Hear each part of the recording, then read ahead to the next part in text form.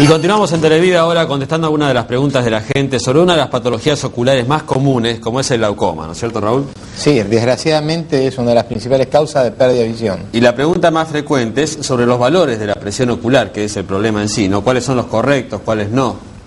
Mira, yo quiero, incluso querría, que ya hablamos un montón de veces de esto, pero a lo mejor uno a veces no es muy claro cuando habla mucho de lo mismo. El glaucoma es una enfermedad que no da síntomas. La única manera, sobre todo el glaucoma crónico, ¿sí? El glaucoma agudo que da dolor. Pero esa pregunta que hiciste vos creo que es típica de todo el mundo. Doctora, claro. A mí me dijeron que hasta 20, 21 es normal. Yo quisiera que se descartara en forma total y absoluta ese criterio. Digamos, la cifra de presión ocular no existe, la cifra tope. Claro. Debe ser analizada esa presión dentro del paciente. Como en cualquier patología, no existe un número, claro. Existe una cifra adecuada para una persona. Bien. Digamos, y ni siquiera existe una cifra, que puede ser 20, 21, 19 de presión ocular, sino que existen métodos para poder saber si esa enfermedad que es tan jorobada, que te joroba tanto, porque te invalida sin que te des cuenta, te está provocando daño. Digamos, está ligado a muchos factores. Están muchísimos factores, las cifras varían y cada vez aparecen parámetros nuevos que tenemos que tomar en cuenta, porque encontramos cosas que no nos podemos explicar. Entonces no nos podemos explicar porque hay gente que le tomamos presiones que tienen 22, no tienen ningún daño en el campo, no tienen ningún daño en el nervio óptico, y gente que tiene 16, 17 sí lo tiene. Y a medida que vamos avanzando y estudiando y haciendo una cosa, van apareciendo cosas. Entonces el primer criterio que yo quisiera que quede claro, que yo tengo 20 de presión, estoy dentro de los límites normales, no existe. Primera cosa. Segunda, a mí me toman la presión, me la toman una vez cada tanto, voy a la mañana, siempre a la misma hora, al mismo médico, y me toma y me dice que está normal, no existe. Si hay sospecha de que pueda tener daño, deben hacerse curvas diarias de presión. O sea, toma en diferente horario. Bien, ese sería el camino correcto. Una parte del camino correcto. Hasta ahí no está todo. Digamos, debe conocerse. Y yo traje unas imágenes que podemos estar viéndola para explicar, que son las otras patas de la sota.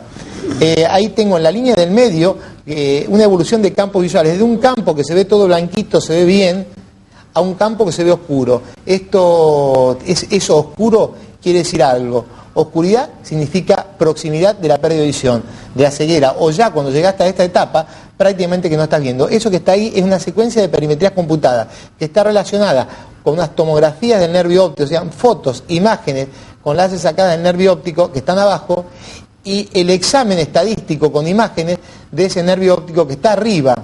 Usted ve una imagen en verde, azul y rojo.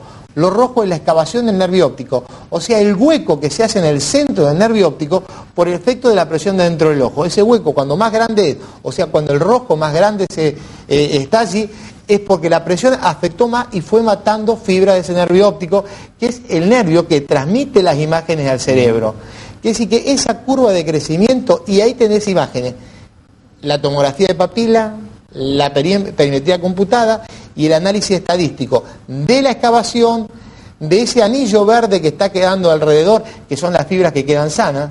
Entonces yo a ese paciente le tengo que hacer una curva diaria de presión, le tengo que mirar fondo de ojo, le tengo que hacer una tomografía de papila, le tengo que hacer un examen de campo visual, tengo que hacer el examen estadístico de las fibras que le están quedando para saber si las presiones que yo creo que logré, porque le di una gotita que le bajó la presión, le están haciendo no daño. Si el paciente yo le bajé la presión a 15 y eso se sigue deteriorando, ese 15 no sirve, es muy alta. Claro. Aparte hay otros parámetros, la edad, si el paciente es miope o es hipermétrope. Digamos, el paciente miope normalmente tiene cifras, presiones, tiene que tener más bajas. Cuando más chico es el paciente, tiene que tener cifras más bajas de presión. Y hoy día estamos midiendo el espesor de la córnea, porque nosotros la presión la tomamos a través de la córnea, que es la parte transparente alrededor del ojo. El grosor de esa córnea y la dureza de esa córnea hace que cuando yo estoy tomando la presión me da una cifra, que esa cifra me da en forma indirecta cuál es la presión que está dentro del ojo. Una córnea más dura me da una cifra, una córnea más blanda me da otra cifra. Claro. Que sí, que lo que está pasando en el ojo en un paciente que tiene una córnea de 600 micrones no es lo mismo que está pasando en uno que tiene 450 micrones. Por eso te digo, es tan complejo el tema y es tan grave las consecuencias que tiene, que sacarse la idea de cabeza, yo fui, me tomaron siempre, tengo 20, tengo bajo de 20, me sirve, está bien, no sirve para nada. Claro, la gente a veces relaciona la toma de la presión arterial, por ejemplo, que va a la farmacia y le dicen y de alguna manera ya sabe, con esto que es mucho más complejo, ¿no?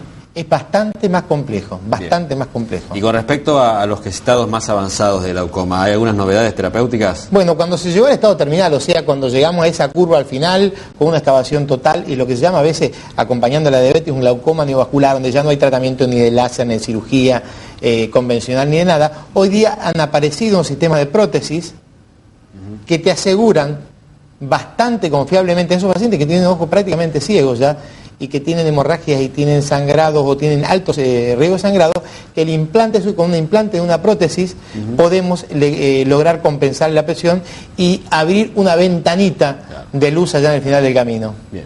Bueno, gracias Raúl, vamos a seguir contestando a medida que nos vayan preguntando sobre este tema. Perfecto. Vamos a seguir hablando. Vamos ahora ya sobre el final del programa.